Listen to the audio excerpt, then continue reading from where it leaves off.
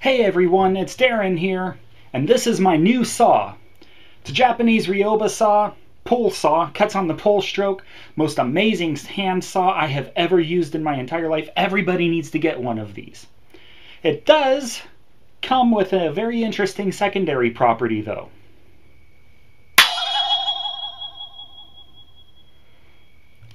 Is that cool or what? Now let's have a little fun with it, and we're going to take that sound and put it through Paulstretch. Sounds a little something like this.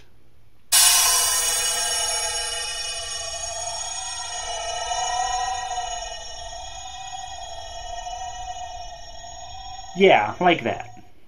Pretty cool, huh? Now, that wasn't the default settings for Paulstretch though, and that is what I want to get into as far as this video is concerned. Now, Paulstretch has basically two settings that matter. It has how much you want to stretch the sound, and it has the window size you want to use. Now, Paulstretch uses FFT to, basically what it does is FFT stands for Fast Fourier Transform. It will convert the sound from time domain, which is just samples happening in a second, 44,100 say, in a second, which is CD rate, and it will take blocks of those, of so many samples, that's your window size, and it will convert each block into essentially a spectral analysis.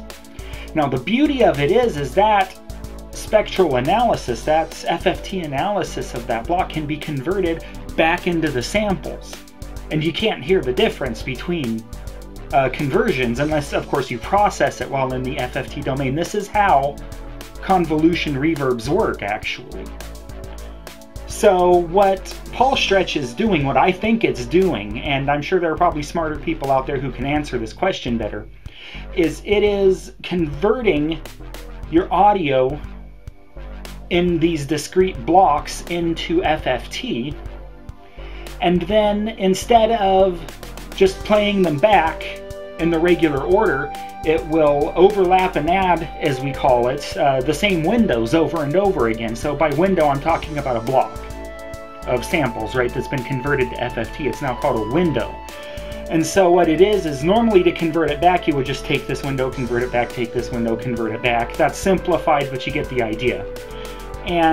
But what Paulstretch, I think, is doing is it will take the same window and kind of overlap on itself and then kind of go down the chain when it converts back, and that stretches the sound. And it stretches the sound in a very interesting way, as you've heard. And so what it is on that first stretched sound you heard, I set the window to about 1,000 samples. The default, I think, is 8,000 samples, so I made a shorter window. And well, you know, you heard the result. It kept more of the percussion at the beginning, and it kept more of the character of the sound, I think, the wobble. Even though I had it set to stretch it 16 times. Now, let's play around with those parameters a little bit, and you get this sound.